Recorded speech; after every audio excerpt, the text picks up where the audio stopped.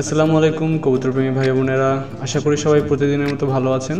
আজ যারা আমার ভিডিওগুলো প্রথম দেখছেন তাদেরকে জানাচ্ছি আমার চ্যানেলটিতে শুভেচ্ছা।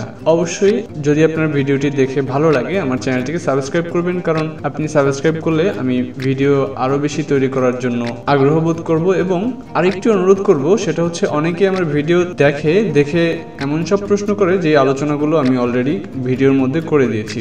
এর মানে হচ্ছে আপনি ভিডিওটিকে টেনে টেনে দেখছেন। একটা ভিডিও আমি খুব তাড়াহুড়ো করে কথা বলে খুব তাড়াতাড়ি শেষ করার চেষ্টা করি, তারপরেও যদি আপনারা ভিডিওটিকে টেনে টেনে দেখেন তাহলে আমি আপনাকে অনুরোধ করবো আমার ভিডিওটি আপনি দেখবেন না, কারণ আমি ভিডিওর বিভিন্ন পর্যায়ে আমি আসলে বিভিন্ন বিষয় নিয়ে আলোচনা করে থাকি। আজকের আলোচনার মূল বিষয় হচ্ছে মার্কিং, বা অনেকেই প্রশ্ন করে থাকে যে ফাটা কবুতর কি, আমি ফাটা কিভাবে চিনবো, অর্থাৎ মার্কিং যে 100% আছে কি না আছে সেটা আমি কিভাবে চিনবো। তো প্রথমে বলবো আমার চ্যানেলটিকে আপনারা সাবস্ক্রাইব করবেন বাংলাদেশি, এবং এখানে প্লে লিস্টে অবশ্যই আপনি পিজিয়ন নামে একটি আমার প্লে লিস্ট পাবেন। সেখানে 73টি ভিডিও রয়েছে এবং সবগুলি ভিডিওই আপনার বেশ প্রয়োজনীয়। তো আশা করি আপনি অবশ্যই সেই কাজটি করে রাখবেন। এবং আসুন যে ফাটা কবুতরটি আসলে কি। এখন নতুনরা অবশ্যই বুঝতে পারেন না ফাটা বলতে কি বোঝায়। এখানে বেশ কিছু ব্যাপার রয়েছে। ফাটা বিভিন্ন রকম হতে পারে, কালারের ফাটা হতে পারে, তারপরে বিভিন্ন অঙ্গ প্রত্যঙ্গের ফাটা হতে পারে। কিভাবে? যেমন এই কবুতরটিকে সবজি কবুতরের মধ্যে ফাটা। এখন ফাটা কি, সবজি কবুতর যদি আপনি চিনে থাকেন, আমি আপনাকে একটা ফ্রেশ সবজি দেখাচ্ছি। লাইক এটি একটি ফ্রেশ সবজি, জি এটি একটি ফ্রেশ সবজি, আপনি যদি দেখতে পাচ্ছেন নিশ্চয়ই এটি একটি ফ্রেশ সবজি।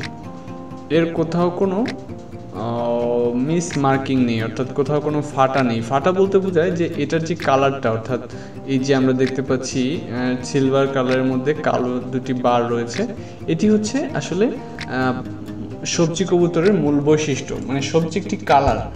হ্যাঁ, অনেকেরই কনফিউজড রয়েছে, অনেকেরই কনফিউশন থাকে যে আসলে সবজি বলতে হয়তো কোনো একটা জাত বোঝায়। হ্যাঁ, জাতের একটা কালারকে সবজি বলে। যেমন মিলিটা হচ্ছে এর মধ্যে যেটা লালচে এবং এরকম একটা বার রয়েছে আর বেশি গাঢ় লাল, সেটাকে মিলি বলা হয়। ঠিক তেমনি মাক্সি বলা হয়, এটাকে হয়তো মাক্সি বলা হয়, হয়তো না, এটাকে মাক্সি বলা হয়। এই সবজির মধ্যেই যেটার মধ্যে এরকম কালো কালো ছোপ ছোপ রয়েছে। সুতরাং এটি একটি কালারের মার্কিং। আশা করি আপনাকে বোঝাতে পেরেছি। যেমন এটি আসলে সবজি, বাট পিওর সবজি না, এটার মধ্যে দোবাজ বলা চলে। এখানে কিছু পাখার সাদা রয়েছে, গায়ে বেশ কিছু জায়গাতে তার মিস মার্কিং রয়েছে। এখানে একটি দেখতে পাচ্ছেন। এখন আরেকটা আসুন হচ্ছে আপনার অঙ্গ প্রত্যঙ্গের মার্কিং যেটাকে বলা হয়, সেটা যেমন হচ্ছে সাদা কবুতর আপনি অসংখ্য দেখতে পাবেন। এখন সাদা কবুতরের মধ্যে বেশ কিছু জাত রয়েছে। সব জাতের মধ্যেই সাদা কবুতর হতে পারে, কিং হতে পারে কাকজি হতে পারে, চকো বলি আমরা, হতে পারে আরো বিভিন্ন রকম, লক্ষা হতে পারে, হোমা হতে পারে। এখন দেখুন এটার যে ঠোঁটের বা নাকের বৈশিষ্ট্য, চোখের বৈশিষ্ট্য, বডি শেপের বৈশিষ্ট্য, সেটি যদি একটি কবুতরের মধ্যে কোনো একটি মধ্যে বাদ পড়ে যায়, সেটি আসলে মিস মার্কিংয়ে বা ফাটা কবুতরের মধ্যে পড়ে যাবে। লাইক দেখুন এটি কিন্তু দুই জাতের, বাট কালার আলাদা। যেমন এটি সবজি আমেরিকান শো রেসার, ঠিক এটি আমেরিকান শো রেসার, বাট এটি হচ্ছে সাদা, তাই না, হোয়াইট। ঠিক সেরকম এগুলোকে আপনারা দেখতে পাচ্ছেন যে বিভিন্ন রকম একটু একটু করে মিস মার্কিং রয়েছে, অর্থাৎ ফাটা যেটাকে বলা হয়। এবার আসুন কিছু উন্নত মানের মার্কিংয়ের কবুতর আমরা দেখে নিই। যেমন হচ্ছে মুখী, তেমনি রয়েছে আরও নান রয়েছে, আরও বেশ কিছু কবুতর যাদের নাম হয়তো আমি এখন এই মুহূর্তে আপনাকে বলতে পারছি না, যাদের আসলে এই মার্কিংটাই হচ্ছে যাদের সম্বল। লাইক এটি হচ্ছে মুখীর মার্কিং। হ্যাঁ, তো এটাকে দোবাজ বলা হয়, যেহেতু এখানে তার কয়েকটি পর সাদা রয়েছে। তবে আপনি যদি এই যে এটাকে বলা হয় মার্কিং, তবে এই যে মুখের নিচে সাদা, এটার কারণে এর মার্কিংয়ের সামান্যতম ত্রুটি এখানে দেখা দিয়েছে। এটিতে মুখের নিচে সাদা নেই, এটির মার্কিং এখানে ভালো, তবে এখানে একটি পর তার সাদা রয়েছে। ঠিক তেমনি এটিকে আসলে পিওর বলা যায় না, কারণ এর মুখের নিচে বেশ কতখানি সাদা রয়েছে। এগুলি কিন্তু মিস মার্কিং বলা হয় এগুলিকে। আর ফাটা কেন হয়, কবুতর ফাটা কেন হয় সেটা হচ্ছে আপনি যখন এরকম, এটাকে আসলে বাগা বলা হয়, এই যে কালারটি দেখতে পাচ্ছেন এটাকে বাগা বলা হয়। এবং আমার জানা মতে যে বাগা সব ধরনের ফাটা বা যে কোনো ধরনের মিক্সড কালারকে আসলে বাগা বলা যায়।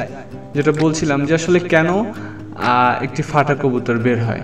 এখন দেখুন, আপনি যদি এই আমেরিকান শো রেসারটার সাথে এই আমেরিকান শো রেসারের জোড়া দেন, তো তাদের বাচ্চার শারীরিক বৈশিষ্ট্য সেম বের হবে, বাট কালারের কিছুটা পরিবর্তন আসবে। অর্থাৎ দুটি মিলিয়ে একটা অনেকটা এই টাইপের কালারের মধ্যে তাদের সেম জাত বের হবে। তাদের জাতের কিন্তু কোনো ফাটা বের হচ্ছে না, কিন্তু তার শারীরিক কালারের মার্কিংয়ে মিস মার্কিং আসতে পারে। অর্থাৎ সাদা এবং এই সবজিটি মিলিয়ে একটা কালারের একটা মিস মার্কিং আসতে পারে।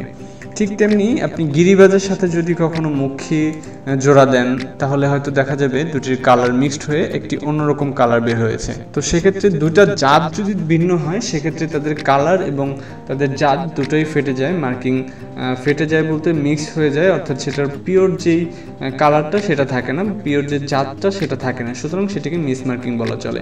ঠিক তেমনি আপনি যদি রেসারের সাথে রেসার জোড়া দেন, সেটা যদি হয়, এটি হয়তো সাদার সাথে একটি হোয়াইট রেসারের সাথে হয়তো একটি সবজি রেসারের জোড়া দেওয়ার কারণে হয়তো এর কালারটি এরকম বের হয়েছে। এতে কিন্তু রেসারের যে জাত, সে জাতের কোনো ক্ষতি হয়নি, অর্থাৎ তার যে পারফরমেন্স আপনি আশা করছেন তার কাছ থেকে, সে পারফরমেন্স পেয়ে যাবেন, তবে তার কালারটি কিন্তু ফেটে গেল। এখানে কিন্তু তার জাত ফাটেনি। ঠিক তেমনি একটি যদি আপনি সাদা কাগজির সাথে একটি সাদা গিরিবাজ কবুতরের, মানে একেবারেই নর্মাল বা দেশি কবুতরের যদি আপনি জোড়া দেন, অথবা একটি সাদা কাগজির সাথে একটি সাদা যদি লক্ষা কবুতর আপনি জোড়া দেন, একটা মাঝামাঝি পর্যায়ের একটা বাচ্চা তাদের বের হবে। বাচ্চাটির কালার কিন্তু সাদাই রয়েছে, কালার সেখানে ফাটেনি, সেখানে ফাটবে বা সেখানে মিস মার্কিং দেখা দেবে কোয়ালিটিতে, অর্থাৎ তাদের শারীরিক বৈশিষ্ট্যে। সো আশা করি আপনাদের বুঝতে তেমন কোনো সমস্যা থাকার কথা না, কারণ আমি ডিটেইলে আলোচনা করার চেষ্টা করেছি। তারপরেও হয়তো যদি আপনার কোনো প্রশ্ন থেকে থাকে, এই কথাগুলো বোঝার বাইরে যদি কোনো প্রশ্ন থেকে থাকে, তাহলে আপনি আমাকে অবশ্যই প্রশ্ন করবেন। তবে অনেকেই আমার কথা যেগুলো বলে গিয়েছি তার মধ্যেই আবার সে আসলে প্রশ্ন করে থাকে।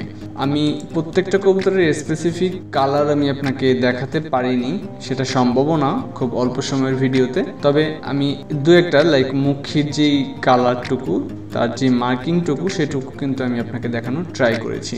অর্থাৎ এই কবুতরটির যদি এই পরটি যদি সাদা না থাকতো, সে 100% পিওর মুখী থাকতো।